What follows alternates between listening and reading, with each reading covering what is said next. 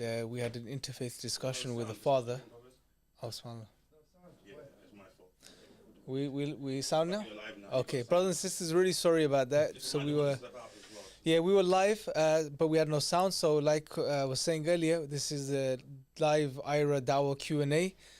We are here to address your questions and inshallah engage with you guys. The whole point of the show is to engage with you and get your, just to interact with you, get your thoughts in, get your questions in, and try to answer them the best we can. So yeah, start sending in your questions, inshallah, if you haven't already. And yeah, we were talking about an event that we were at yesterday. Yes, So- Haikum. Sorry, let me introduce Slauddin again. Slauddin's live with us again today after, or since, he hasn't been with us since last Ramadan as far as I can remember. It's How been are a you? while, yes. Yeah, alhamdulillah, good. Been busy in a lot of different things, so it's good to be back online. Looking forward to some of the questions that are going to be asked today. What's been keeping you busy recently? There's been a lot, actually. Share some stuff with us.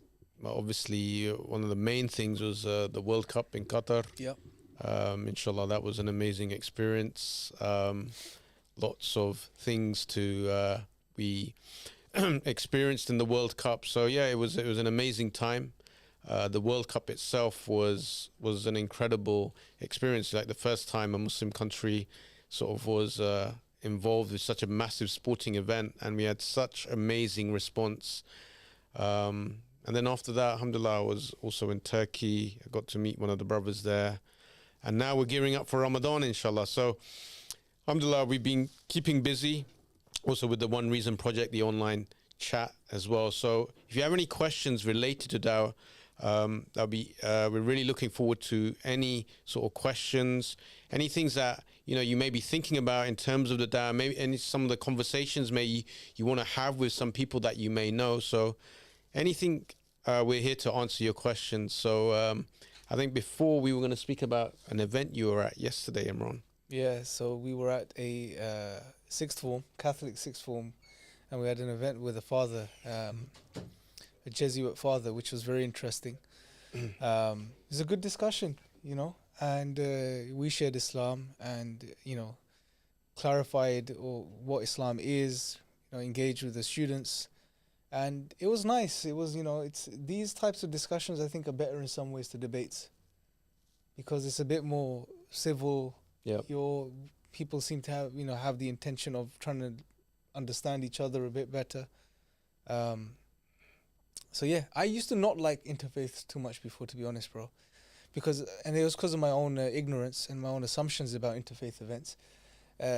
Some of which may be true in some circumstances. That I felt that interfaiths were all about lovey-dovey, and it was all about not that it shouldn't be about lovey-dovey, but it was all about just I agree with you, you agree with me, and that's why we're happy together. Yeah, that does happen, but I think if interfaith is done properly, like if you're there as a Muslim and as long as you don't try to make up things or say things just to appease the other, and you genuinely want to discuss each other's differences to try and understand each other and just be tolerant of each other's views. I think that's very powerful.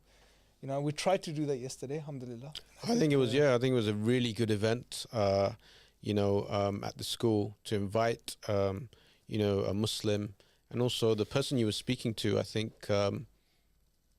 was in, I think we got a question on the screen. We'll come back to that. So Yes. Dreno is asking, I've had a lot of Christian missionaries come up to me. What should I do as a Muslim? Training.iera.org. Go to the training.iera.org website, bro. Go through the Dawah training course first and foremost, because that will give you a baseline on how to give Dawah, right? It's a very good, course to start off with. It'll give you an understanding of things you need to talk about. It'll teach you how to redirect the conversation and take control of the conversation, no matter who you're speaking to. And it's a very powerful technique, especially when dealing with missionaries, because they can tend to be quite overpowering with their perspectives and views. And it will just teach you how to stick to the foundations and the fundamentals. Aside from that, is there anything else you want to add, Slauddin, to Dawah to Christians or missionaries? Well, I mean, there's a specific question was talking about missionaries, right? And so we have a lot of experience of doing Dawah on the ground and going to events. So with this, obviously, a lot of this you learn from your own experience. But if you're talking about missionaries that are coming up to you, you have to understand, look, what is their objective? their objective is to share what they believe in. And so, a lot of the times I see, a mistake being made in the dawah where people try to engage with Christian missionaries with the idea that, they may be able to, convince that person to change their faith. And what tends to happen is they tend to forget one of the tactics that are being used in the dawah is a missionary will come up to people doing dawah as a tactic to keep them busy so that they do not go and speak to other people about Islam, right? And so this is very important. And again, you have to basically understand that there is an aspect to that. So first and foremost is obviously go and educate yourself, train yourself up, like Imran said, but also understand, look, our job is to convey the message of Islam to humanity, right? And so you have to judge it, like, wasting hours and hours trying to, getting into a discussion with a missionary, and a lot of the times it will become heated, could be wasted effort. You could be spending that time speaking to someone who's really actually interested in Islam. So I would add that element, Imran. Yeah, and share what you believe in. Yes. A lot of times when we get engaged with missionaries, we end up focusing on breaking down what they're saying, as opposed to sharing what we have. 100%. So just share, at the very least, share what Islam is with them. And if you don't want to get involved in the nitty-gritty discussions, which, like Salahuddin said, aren't fruitful in most cases, then just tell them that, look, it's not my position to come and debate you, nor do I have the time. But now that we're discussing things, you shared your perspective, let me share my perspective with you, and something, you can go away and think about, Inshallah. Do we have another question or comment? We have a question wrapped in here, but he hasn't been specific with that question. Dawah in the Caribbean. What's happening in the Caribbean. Okay, yeah. Very interesting question. So, young soul, Dawah in the Caribbean. So, as you know, or you may not be aware, iERA is a global Dawah organization. And so we have Dawah activities, programs across the world. And that includes Latin America and the Caribbean. And alhamdulillah, I'm sure Jamal, maybe you can come in here, but there's a lot of Muslims that live in the... Oh, okay. Jamal's not mic'd. But there's a lot of... dawah that's happening in the Caribbean, and there's a lot of Muslims there as well. So I do know in terms of dawah in the Caribbean, like for example Trinidad, Jamaica, there are a lot of dawah activities happening in these regions, and there is a strong Muslim presence in these areas. But of course they could do with more, inshallah. But yeah, alhamdulillah, it's we do need more dawah. I mean, if you look at the region, in terms of Latin America, Caribbean, predominantly you'll find people that are from a Christian faith, Christian background, and people are more sort of inclined towards religion and spirituality. And so dawah in the Caribbean, if you're talking about the effectiveness of dawah in the Caribbean, it is actually very effective.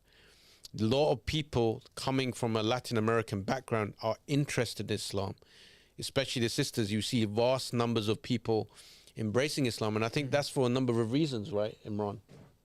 Yeah, absolutely, bro. You'll notice this in many places in the world where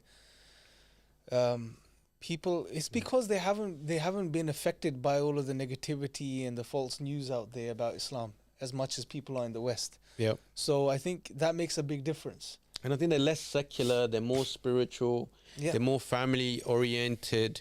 When it comes to the Christian faith, they're like very adherent in terms of like they have a strong bond to faith. So when we share the message of Islam, the message of Tawheed, a lot of people embrace Islam. So that's what Dawah is all about, is going out there conveying the message of Islam in the correct way. And so Allah opens the hearts to the people. And so the Caribbean, mashallah, it's amazing work that's happening down there. Maybe if you've got a comment regarding the Dawah in the Caribbean, if you've got any experience, that'd be great for you to share on this program, inshallah. Jamal's laughing, so something's happened. Any questions, bro? We've got some nice questions in here. Another question here, but you can relate this to Dawah. He's got really serious immediately. You mentioned signing up with iERA, but I think he's just talking about Dawah in general. This is different. This is unrelated. Okay. I do want to know the funny question, but yeah. Here you go. You could read this one out. So Ikra says, I wanted to sign up with iERA for such a long time. I can't concentrate because Musa keeps laughing, but I feel my intention is not sincere, so therefore I've held back. Mashallah. No, sister Ikra, don't hold back intention is something that always wavers, is up and down. As long as you're making the efforts to ensure your intention is as best as you can get it, then make dua to Allah, ask Allah to help you with sincerity, and just do the action. Do the action. Do the Dawah training course. Look, because you're going to be doing the course, if you're talking about the online course, by yourself, right? So it's a private thing you're going to be doing. People aren't going to be watching the fact that you're doing the course or know that you're going to be doing the course. So at least do the course. And in the course itself, we talk about sincerity, and that should inshallah help you as well. But that should never, sincerity should never be the reason that you don't do da'wah. That's not to say that you shouldn't focus on it, but it shouldn't be an excuse not to give da'wah. So you have to find that balance, inshallah, in regards to that. I mean, it's really interesting that, when you link this to the dawah, I mean, it shows that, the person is really concerned in terms of their state when they want to do dawah. And I think, obviously intention is a very important aspect of any Islamic action that you do. You need to have the correct intention. But as Imran said, make the intention, for the sake of Allah, and then take the action as well, because the reward is in the intention and the action. And so you need to, we've tried to make it as easy as possible here at iERA in terms of getting involved in the dawah. You can go to the website, you can sign up for the training courses. Inshallah, we're looking for volunteers. We also have online chat as well, where you can get involved in dawah from the comfort of your home using your telephone, your mobile phone. That's or right. A laptop. And we're very flexible, and so that's what iERA is all about. We need people to get involved and support the dawah. So, Sister Ikram, we look forward for you to get involved in the dawah, inshallah. Alhamdulillah. So, do we have any more questions? Milad says, any plans for dawah in Suriname? Suriname. There are many Muslims there, but unfortunately the religion is on the decline. So the first question is, where is Suriname? Yeah. Does anyone know? Do you know? Sri Lanka. You think it's Sri Lanka? Okay. What about somewhere the guys in the East back? Asia. Suriname is an island. Here we go. Mr. Historian stood up to answer the question. There's many of them in Holland. People from Suriname. Ah, okay. They have Surinamese cuisine in Holland. So which continent is it? They're like Latin American. No, they're not Latin American. Do you know, Slaudin, or are you just I asking? think they're near Brazil. They are near Brazil. Yeah, either it's the Caribbean or Latin America. I don't think it's Africa, right? No, it's not Africa. It's different. Okay. South America. Okay, Jazakallah khair. I was way off. Safi. I was, like always with my geography, I was way off. It's next to Guyana. Next to Guyana. Ah, okay. Right. Yes. I remember. Where's Guyana, bro? Guyana's at the top of Latin America. I know that because I was speaking to Andres about that region, and he was telling me there's a lot of, like you said, a lot of Muslims in that area. But yeah, I guess, like you said, the Muslims are in decline. Maybe you can expand upon that. We don't know exactly what's happening there, but the point being is dawah is one way of countering this sort of, this sort of globalization of secularization and, people not being religious and not being connected. What do you think, Imran, getting involved in the dawah to sort of counter dawah this? is definitely going to be a part of the solution, because especially, our dawah training course, it's designed to give dawah to non-Muslims, but it actually benefits Muslims too, when they go through it, because it touches upon fundamental things which are relevant to even Muslims, and things they need to renew and think about continuously. So yeah, that can definitely help with practicing, but I think there is an element of spirituality as well, bro, which needs to be brought in. I think one of the things missing in our age, because a lot of the times in the dawah we are focusing on addressing people who have a specific mindset, a rationalist type of mindset.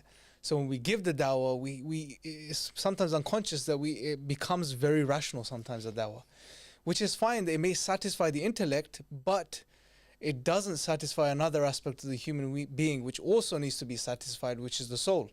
This spiritual connection, this experience with Allah, this awareness of Allah subhanahu wa ta'ala. So I think that thing is especially missing for the youth. And you got, even amongst the practicing youth, sometimes you'll see they'll get, they start practicing within 6 months. They are, mashallah, dressing and behaving like they are, serious students of knowledge, which I'm sure they're on the way to becoming, but then they start acting like, they know it all and start pointing out things towards the other. You don't see that spirituality, that self-awareness, that consciousness of focusing on oneself and developing oneself.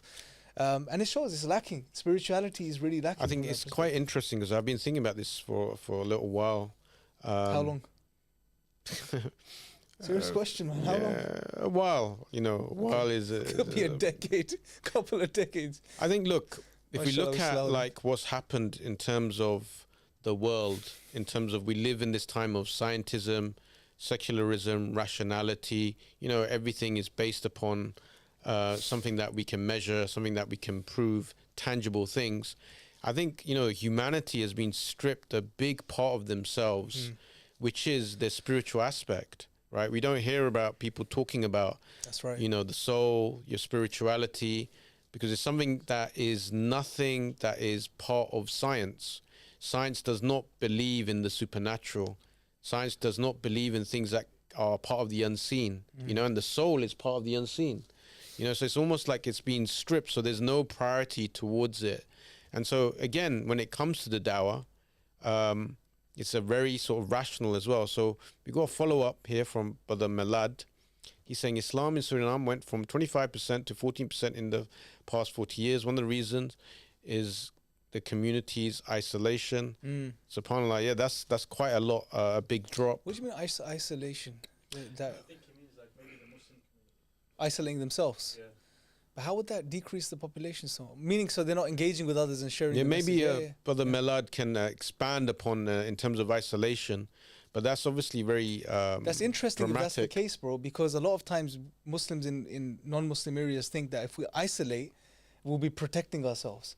But, this seems to be the opposite case because, I don't know how, maybe they're just not having more kids, or if you've isolated yourself, or, it would be nice to get some more information on that, inshallah. It's very interesting.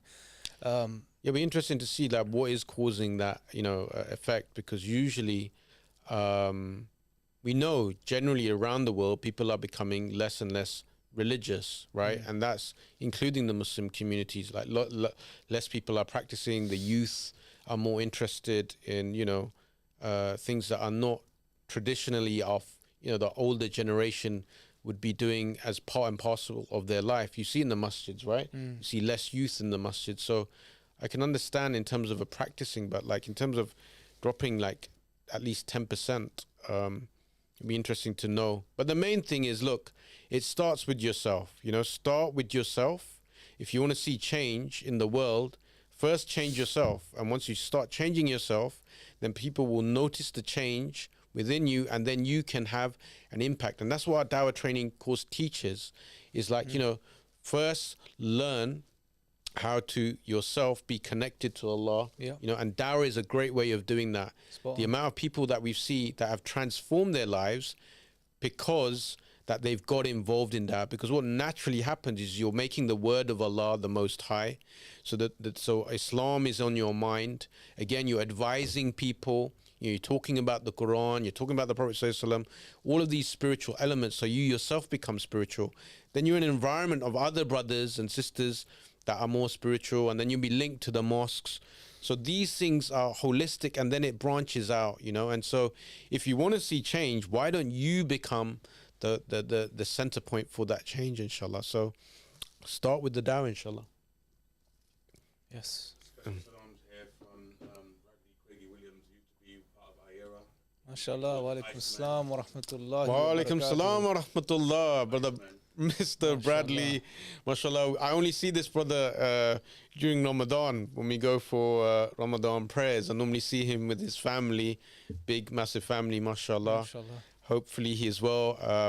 He's a revert to Islam. Interesting story. He was working with my sister in Asda in Wembley Park. Both of them before they were Muslim. SubhanAllah. And then both of them became Muslim, and then they basically both were volunteers for iERA. MashaAllah. So alaikum, Brother Bradley. MashaAllah. Next question, we could relate this to Dawah. Yeah. Isn't ikhlas the most You want to read out? thing? Yeah, isn't what's the name? Marcelo. Marcelo LB12 says, isn't ikhlas the most important thing for any Muslim? Comments? Isn't ikhlas the most important thing for any Muslim? Yes. So we know sincerity is the foundation to any action to be accepted, in terms of it being rewardable. So of course, when it comes to ikhlas, your sincerity, it'd be good if we could get Brother Musa on this question. He's on the phone. Bro. But he's on the phone right now. But when it comes to sincerity, obviously, all actions are by intentions, like it's mentioned in the hadith, right? And so the first and foremost, your intention must be pure for the sake of Allah. And so we teach this again on our Dawah training course, that, there are three main intentions that you can have. The first one, which are obviously for an action to be accepted, the first one is you do it purely for the sake of Allah. Secondly, you do it for the reward of Jannah. And thirdly, to be protected from the punishment of the fire. But linked to that, for any action to be accepted, you need two key elements. The first element is sincerity. The second element is that you do it according to the sunnah of the Prophet Muhammad ﷺ. So it's a foundational point of any action, Islam, not just dawah. But the point, I think, if it's linked to the previous question, where the sister asks that, she wasn't too sure in terms of getting involved in dawah because of her intention. What the point Imran was saying is, ikhlas is something that you can make and then you take the action, right? And don't let that be a barrier for you to get involved in dawah, because you're missing out in so much reward, but it's a good sign to show that, you have good ikhlas. Yeah, I mean, with sincerity, you can just do what you need to do to try and ensure your sincerity is there. Yes. But you can never be certain. You can't Yes. sit there and say, yep, my sincerity is at 100% now. Now is the time for me to act. That's why the scholars say, just do the action. Make your intention and then do the action, and keep renewing your intention if you need to renew your intention. But don't make it the case that you don't do the action and that becomes an excuse. Because that's what 100%. Shaitan wants. He wants you Yes. not to act. So yeah, inshallah. Hope that answers the question, Marcelo, inshallah. How to give proper dawah to people of the Hindu religion. Proper dawah to Hindu religion. We have, mashallah, Salahuddin here, who's probably best suited to answer this question. So tell us, bro, proper dawah to our Hindu Brother brothers and Anaf sisters in Hassan, humanity. salam alaikum. So yeah, I mean, look, Hinduism, first you need to understand a few basic points, because, when it comes to Hinduism, the term Hinduism is almost like saying monotheism, because there are many different branches of Hinduism, right? So, when they say with the monotheistic faiths, you have Judaism, Christianity, and Islam under that sort of big umbrella. That's right. Right. Obviously, according to our tradition, there's only one monotheistic faith, which is Islam, right? Which is pure. But when it comes to Hinduism, the point we're trying to make is there's many different variations. There's a lot of things that are in common when it comes to the Hindu faith, right? So some of the basic fundamentals, they believe in idolatry, right? They believe in pantheism. The pantheism meaning that is Worshipping many gods. worshipping many gods, and God comes down in human form. God is within the creation. They believe in this idea of karma and reincarnation. So there's a lot of different elements that are common. And so I would say, again, if you were going to approach someone from a Christian background, from a different sort of background, you need to sort of judge where they're at. But in terms of just basic Hindu sort of things that you can speak to them about, I think the main thing you want to sort of get across is this idea of tawheed to them, because we know that Allah subhanahu wa ta'ala has made every human being born upon this natural state of fitrah, which is believing, in something greater, believing in Allah. And so what you want to do is use techniques to try and reignite that with the Hindu person, because in Hinduism, they believe in many gods, they believe in many idols. Someone who's maybe a bit more learned may say, well, actually, they all link back to this one deity, right? And so that's the main key element, because when it comes to, when we look at our tradition, the Prophet ﷺ, he was born into a pagan society which had many idols, right? When we look at the story of Ibrahim alayhi salam, he was born in the Babylonian civilization, right? His father was a chief idol maker. And again, he had to convey the message of Tawheed and Islam. So what are some of the techniques that they use? Some techniques, like you said, is just like using some rational arguments, like, you know, we know the story that he used to throw the idols, you know, into the river, and then he would ask them, if you were God, try and save yourselves.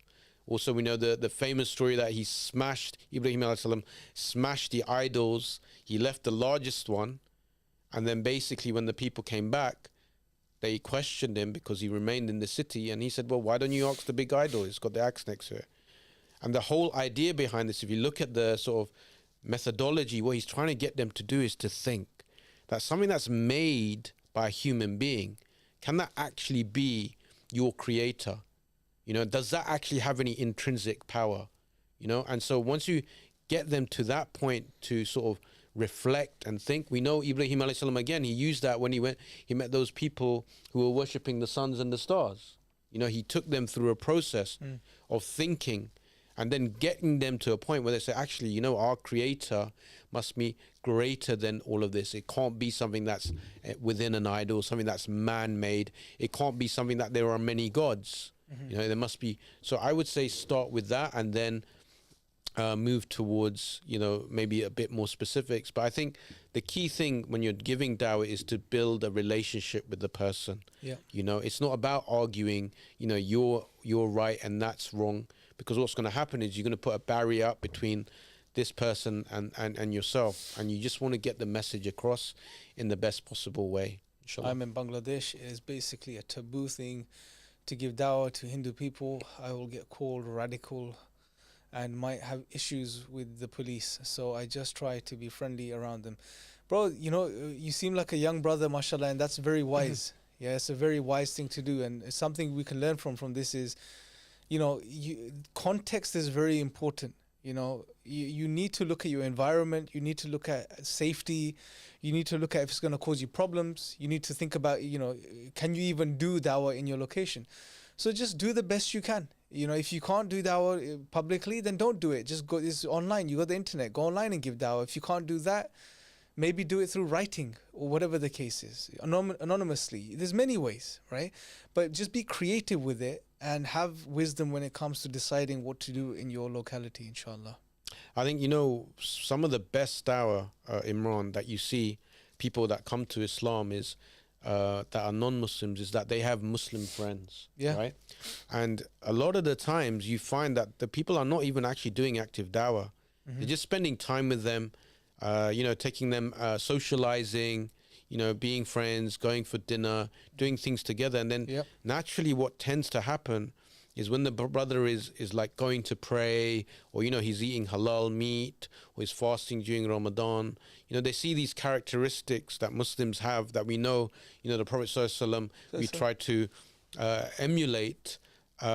This becomes a point of inquiry, inshallah. So just continue doing that. Just be a good friend, you know, be a good example. So, be a good example. Brother, don't feel the need or the urge to do something, you know, and you know that's going to get you in trouble. No, you don't have to do that. You know, just give dawah through your actions. And, you know, I'll tell you this from experience, bro. Most of the discussions I've had with Hindus, the best discussions I've had where they've been very receptive and they've listened have been with those Hindus that have had Muslim friends growing up.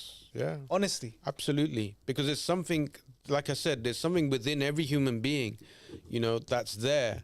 And then when they see the Muslim, you know, who's got good characteristics, they do certain actions, it ignites something. And I would say also, brother from Bangladesh, also be prepared, you know. So a lot of the time, you know, when it comes to someone wanting to know, is to be educated into giving dawah. So don't forget to go to the website, iERA, training.iERA.org, is that right? Training.iERA.org, yes. Yeah, training.iERA.org, and you can basically learn the basic Go-Rap training, and so that, inshallah, you know, when you're being a good friend to someone, when they do ask you a question like, you know, tell me about the concept of God, or tell me, about the Quran. Why is it the word of Allah? Or why the Prophet ﷺ is the last and final messenger? What evidence is you're prepared, you're ready to answer that question? So make sure you educate yourself in training as well, inshallah. So do we have any more? We've got loads of questions, Jamal, or just a couple, bro? Mashallah, they keep on coming. Give us a gauge on how quick to answer them, inshallah. Yeah, you're good. Your pace is fine. Okay. Good. Do you want to read it? Yeah, so Ibrahim Inusa, assalamu alaikum. Our campus has about 70% international students, with the majority being non-Muslim and non-practicing Muslims, and a few practice Muslims. We are planning dawah for Ramadan, dawah this Ramadan. Please, advice, please. Okay, brilliant. Ramadan, first and foremost, Ramadan is an amazing month. Obviously, we know the main aspect is we use this month because it's a month that we can get closer to Allah subhanahu wa ta'ala. So as Muslims, we have certain practices that we focus on, and it's all about taqwa, to develop that taqwa, that God consciousness through fasting. And Ramadan, from a dawah perspective, is such a great opportunity, because you always see this question, especially, when you're working in non-Muslim environments, like, wow, you guys are going to fast for an entire month. How are you going to survive? What, you can't even drink water throughout the day, There's such a common question and common theme that comes up.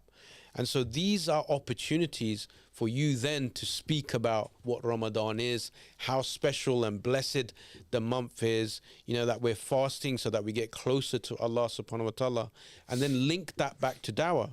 Other things that you can do during Ramadan is, if you got friends who are inquisitive, is invite them to challenge them. Let's see if you could fast for a day, like a Muslims do. And then what we'll do as a reward is we'll take you for iftar, invite them for iftar, at the masjid, because iftar is open to everyone. Bring them, let them experience the communal aspect of Ramadan, where everyone, breaks the food together after fasting, and then use that as an opportunity to talk about, Allah subhanahu wa ta'ala during this blessed month, because, that month there's something happens in the world, Imran.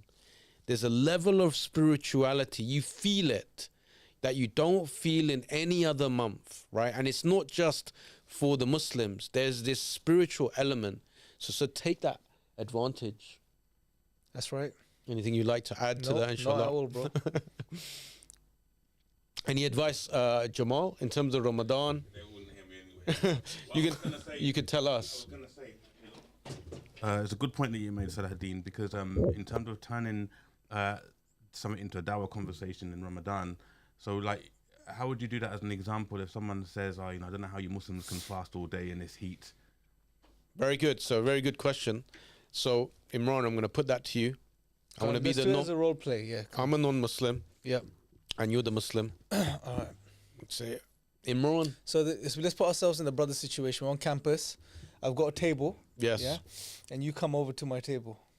Yeah, okay. Or even I just see you in the lecture hall. All right. Right? And I'm having my lunch. I'm eating, and then I look across. You haven't got your food. Yeah. Right? I say, so Imran, you're not eating. You want some of my sandwich? No. I'm good. Thank you. Come on, I got loads, man. It's really tasty. I can't eat today. I'm fasting. Why can't you eat? Because it's Ramadan and I'm fasting. What's Ramadan? You don't know what Ramadan is? No. So Ramadan basically is a month that we Muslims celebrate, right? And I'd love to give you more information on it and something really interesting. But before I do that, if you have a couple of minutes while you're eating your sandwich, can I share some of the sort of fundamentals of Islam with you first? Yeah, I'm really interesting that you're not eating during the daytime. Yeah, we'll get to it. I'm going to give you an answer. Okay. But I want you to really appreciate the answer. Okay. Right? And understand it fully, right? So why would we sacrifice food and everything? Right. But for you to really appreciate that, you need to understand some of the basics of Islam first. If you have a couple of minutes? Yeah, I've got a few minutes. Yeah, you almost done with your sandwich? Yeah. I feel quite guilty now one. that I'm eating and you're not allowed to eat. You keep eating. I'll be eating later on. But so yeah, that's what you do basically. And Okay. then you go to the discussion about, next thing I'll do is I'll ask him about God's existence. Does he believe in God? Based on what he says, then we go through the Go Rap, which you guys can cover on training.iERA.org, inshallah. Nice, interesting technique. Is anything? Is it interesting? Have you never come across it before, Salahuddin? No, I mean, I would say I would definitely do exactly what you did, but I would I would do it in a different way slightly. How? I would talk about Ramadan and then use that to go into God's existence. Yeah, no, but in the course, the ways, the textbook, if you like, the Yes. textbook version is you don't give the answer straight away, but you get back to the answer later. Yeah, But no, you I could get be it. flexible with this, It's bro. Of course flexible. you Go can, Rap is yeah. very flexible. You know, the main point is you use it as a framework Yeah. to convey the message of Islam, and Ramadan is a great opportunity to do that. I know, like, remember we going to a campaign during Ramadan where these local mosques across the country, they had signed up. Yep. And what they were doing was they were inviting the local non-Muslim community to come into the mosque to have iftar with them. So they'll Oh, get a yeah. free meal. I want to get Musa on for a bit if we can as well. You stay there. We'll put a little stool for him here, innit? Get him to come Or we and can sit. come from behind, or there's no camera behind. No, there's no camera. Get a little stool. It won't work, bro. Oh, he's not gonna come, Span. It'll be nice. He's sitting, mashallah. I just felt he wanted. I felt he wanted to, but yeah, it was a Pop in. really nice campaign, and the idea was Yeah. to invite people to come and have iftar together, Yeah. right? So imagine they have a nice meal, and then during the meal, you get someone to speak about what Ramadan is and the basics of Islam. And you know, when it comes to food, bro, food is universal when That's it comes to getting people together, gathering people together, inshallah. Oh, he's got a mic. He's got a mic, so let's get Musa involved, inshallah. So next question, Musa's gonna answer. Jamal, make it a good Shocking. one, bro. Make it that funny one you guys were looking at earlier. Inshallah. Is dawah possible in China? There we go. Go, Musa, Straight come into on. the deep end. Should we send Salahuddin there as a trial? I mean, I don't know. Is dawah possible in China? It's a good question, actually. I can give you some input. So we went to Hong Kong Okay. a few years ago, mashallah, on the Dawah program. And as you know, Hong Kong was part of the British sort of colony, and then it was handed back. But there's this period of, I think, 50 years where they still have this sort of liberal sort of rule. So there's still a lot of options. It's not like mainland China. And so one of the things that they were sort of working on was to try and get as much dawah done as possible. And Hong Kong was really nice. There's a Muslim community there. There's a good few masajids. And so they were trying to engage. But when it came to this idea of dawah in mainland China, we were told it's not possible. That it's completely banned. It's not allowed. And so you have to use different avenues. What is that because of legalities and stuff? Yeah, I think it's just for political and legal reasons. They do not allow propagation of Islam or religion, just the way the society is. But you know what? The great thing is that if you look at the plan of Allah, if you look at China right now, it's a powerhouse, right? And it's one of the biggest sort of economies in the world. And as a result of that, a lot of the Chinese now are flooding into all different countries across the world, especially here in the UK, in the West, where they're coming here for education. And when they come here for education, they get this experience of different cultures, and so they will definitely come across Muslims. So one way we can sort of give dawah to the Chinese people is Chinese communities here, whether it's in the educational environments or it's in the workplace. We should try and engage them because we know they're going to be going back, And the Chinese are no different from any other human being. We're all Bani Adam at the end of the day. They all need the message of Islam. And we also know that's a great tradition of dawah in China. Maybe, Musa can speak about that from his sort of history angle. And also, we know there's Muslim communities that reside in China as well. Anything you want to add to that, Musa, in terms of the history of Islam in China? I think Muslims have definitely, from a historical perspective, been in China, gone to China.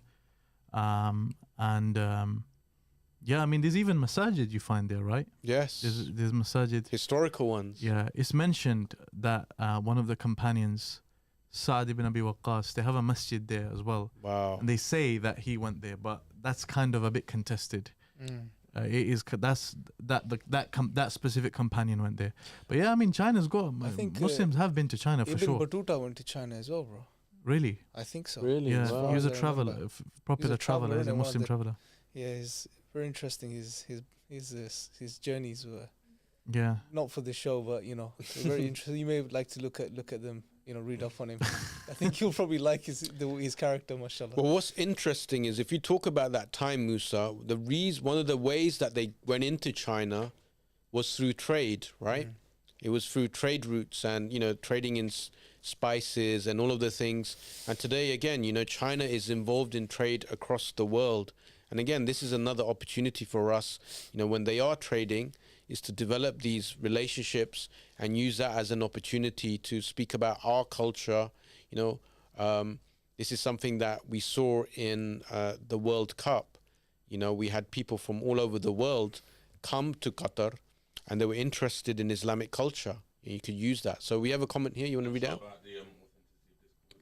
There are over 20 million Chinese Muslims. They are called the Hui, while the other group of Chinese, which The is Hans. non-Muslim, is called the Hans. Yeah. Wow. So yeah, again, it's interesting. Like there's a Muslim presence and there's history in China, and so yeah, Dawah is for everywhere and across the world. And again, if you were looking for a methodology, the GoRap is a great way again of explaining Islam to people. So don't forget to go to the website training.iera.org. But yeah, China's a really interesting place. Have you been to? Is that on your list, Imran, Musa? Yeah, definitely. I'd like to go. You were mentioning about the trade routes. There's Yes. actually the famous one. Even books have been written on the route itself, the Silk Road. The Silk called, Road, right? yes. And like beliefs went across the Silk Road, languages, SubhanAllah. clothing, spices, as you mentioned. So it was a very significant route, and obviously that connects with China. Yes. So that I'm sure maybe would have been one of the routes that Muslims may have taken 100%. back in the day. 100%. It's definitely valid. So, another thing it shows us, is the priority that Muslims even back in the day gave to da'wah, SubhanAllah. right? So it's like there's always been people, it's as if there's always been people who are actually giving da'wah, What's certain interesting people. is those people you're talking about, obviously trade, is business, right? And so business is all about making money and, and like as a business owner. So it just shows you it was not disconnected. The deen doing dawah, making money as business, it was all interconnected. And again, like you said, the priority was there. And so it's something that we need to understand as well. In today's day and age, sometimes we disconnect. We almost say, okay, this is our dawah time. This is my business time. This is my family time. And it's all sort of disconnected. Whereas maybe people of the past, it was a bit more holistic and the priority was always there. So again, like if you're involved in business, if you're involved in trade, you're talking to, people that are not from a non-Muslim background and you develop relationships. Maybe this is, something that for you to think about, how can I use this opportunity to share the message of Islam? In a sort of a business sort of way. And a way you could do that, again, is using the GoRap methodology. A very simple way of doing that. It's something to think about, Imran. Yeah. Dawah through business. What do you think, Musa and Jamal? I think one of the things also to keep in mind is If that there's money involved, Imran is involved. yeah, right, Musa. Yeah. Yeah, he just put me off now, so I don't feel like answering him. From a Muslim sister asking what advice would you give to a sister who is giving dawah online, because obviously she may come across males who would be looking for information on Islam. That's an interesting question. I can Just repeat it so they can hear it as well. So the question was, the sister's asking about how to give dawah online. She wants to know how to give dawah online, but obviously she's just concerned about in terms of the interaction with males and also protections as well, safeguards in place. And so, yeah, this is obviously an important aspect. We're living in a digital age, we're living in an online age, and a lot of dawah is happening online, and we should use this opportunity, this technology to share the message of Islam. So, alhamdulillah, one of the things that we've developed in iERA is the One Reason Chat program. It came because of COVID. We were forced to, I look at different ways, and alhamdulillah, it's still going to this day. You know, a couple of years, it's growing. We're getting really good results. So if you want to get involved in Dawah, you can sign up. If you go to the iERA website and go to volunteer, basically we have a whole program where you can sign yourself up as a volunteer. We take you through a training program, then we allocate you to a team, and through the comfort of your house, using your telephone, using your laptop, hours that are suited to you, that you can speak to people that are being targeted, that want to learn about Islam. And then that way is sort of, you're protected. And so the way we do it is through Facebook, through the chat tool. So your identity is sort of protected. So, you know, it's all, and so we have these measures and we have these groups in place. So that's one way to do it. If you're just talking about generally, Imran, what advice would you give her just generally, like say she's just online and wanted to give dawah? Just you know, there's just be safe. That's it. You know what we should know what our limits are. Yeah. If it's a chat and there's no images being shared and there's no, it's just text on the screen basically, right? It could just be an AI that's talking to someone. So I don't see an issue with that. But obviously if you're alone and there's some video, involved and stuff, then yeah, it's questionable. You need to be careful to avoid that stuff basically. But if it's chat on a screen with no IDs, like you said, that type of environment, iERA's got a really nice setup. So that'll be a good place to start at least, inshallah, just to get some experience and maybe somewhere you want to continue because it is safe and it's already, the system's there. You just get in, get on, do your dawah and then you know. Yeah, what I would say is, just basic common sense stuff like don't share any personal information, right? Also, try and, put the protections in place that Islam tells us to, like, so, if you need to have a third or other people there, so you make sure that the conversation is kept, within the bounds. So just put, protections in place because you could start off with the best of intentions, but it could lead to something that can go, bad. And there's a famous story of the monk of Barsisa. I don't know if you want to mention that, Musa. It's a really good lesson. It's a long it's a bit story, too long. bro. We're just gonna. Oh, okay, fine. So we'll move on, inshallah. But let's take maybe couple more, two more. Clarifying. Yeah, just clarifying. No, nothing. Oh, no, nothing like that. Okay. Khair. So hopefully that answered your question, inshallah, sister. Next question. Right. Jazakallah khair, got it. Perfect.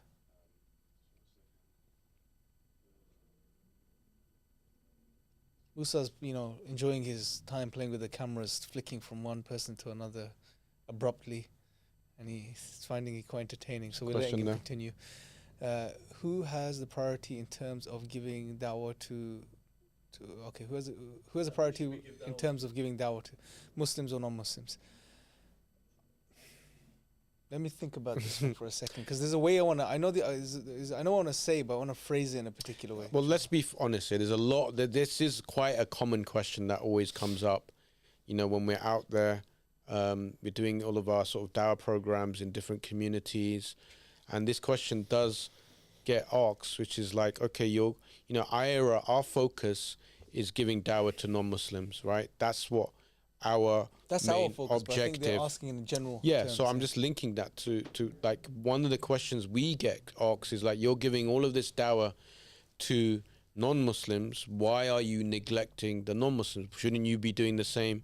And look, at the end of the day, my personal take is that, nasiha, dawah, when we talk about dawah, if you're looking at it from a technical perspective, we can bring Musa into this, is dawah means to invite, right? If we look at, there's no camera, but he can't talk. Bro. Just leave him out, man. Yeah, Come on. dawah means to invite, of course, right?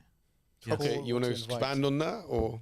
Yeah, I mean, da'wah, when, for example, when Allah speaks about da'wah in the Quran, one of the contexts that is mentioned in, is regarding non-Muslims, right? Like, how Nuh alayhi salam, he said, Inni da'utu qawmi laylan wa nahara. So the word uses da'utu, which is from da'wah. Right. So I call my people night and day, right? Yes. So if dawah is being used in that context in the Quran, you know, we have other words, for example, like islah amongst Muslims, etc., for Muslims, etc. But dawah, when we look at dawah from a Quranic perspective, a lot of the time, you know, or maybe if not, perhaps even all of the time, you know, it's being used in a context towards. When we look, for example, when we're talking about the Prophet giving da'wah in the Quran, you know, to be clear on what we're saying, when we talk about the prophets in the Quran giving da'wah, that's to non-Muslims. Yes. That's to non-Muslims. So if we're following the example of the prophets, then we should be prioritizing, or da'wah to non-Muslims should be an important thing for us for sure. Imran, you know, I'm sure you have something to add on this as well. No, you were I think saying you summarized it well. You were saying you're thinking. Yeah, but I think you put it in the right terms, bro. Which is that, you know, when you talk about da'wah, you're inviting and calling people to Allah. So the assumption there is these are people that don't already follow that way. But that's not to say you can't make Islah, and you should be doing that with Muslims, because they can fall off track as well. And they may need clarity on certain things. So, you know, whatever opportunities come your way, make the most of them. They're opportunities for reward, basically. So if it's advice to a Muslim, give him advice or her advice. If it's da'wah to non-Muslims, then engage in that. But generally, when we're talking about it, we're talking about da'wah to non-Muslims, which is very important, because these are people that don't even know who Allah is, who their creator is. Whereas Muslims, in most cases, at least know those fundamentals, although they may be having problems in their deen, etc. What I would say as well is, you know, again, this just comes from personal experience, is that I've seen a lot of transformation in the dawah. And so Muslims getting involved in dawah, learning about, you know, using a methodology like the Go Rap and getting involved in dawah activities is a form of transformation in terms of becoming more practicing. And that itself leads to them giving dawah to non-Muslims. So in effect, if you look at what we're trying to do here in iERA, yes, our dawah is to non-Muslims, but who is doing the dawah? The dawah is being carried out by Muslims. And if you look at these Muslims, a lot of the times there's been a transformation. That's right. And that transformation is because they got involved in the work, right? Like I mentioned before, that you learn how to give dawah, you understand who Allah is, the oneness of Allah, how great Allah is in your life. You should be grateful and thankful. So you do more ibadah, you know about the Quran, you make that a part of your life. You learn about the Prophet ﷺ. And so by learning the Go Rap and instilling it within yourself whilst giving dawah, transforms you, and then you get involved. So don't forget, like, you know, we have all of this online on the website, training.iera.org. Or if you want to get involved or volunteer, go to iera.org. And, you know, I believe that this is a holistic solution for this this question. What do you think, Imran? Yeah, absolutely, brothers and sisters. Just look, key is get involved. Do what you can. All of you have been blessed. Everyone's been blessed with certain skills, you know, that you can use in the dawah. Just find out what they are. You know, what is your calling? What is it? What is it that you can do? What is it that you can offer? And just do the best you can, inshallah. That's it. And I think we could wrap up there, bro. Nice. And we'll join you guys, inshallah, next week. At an earlier time, we'll be going, so an hour before Maghrib. I think we'll be starting at 5 and ending at 6, inshallah. So we'll see you guys next week. May Allah bless you.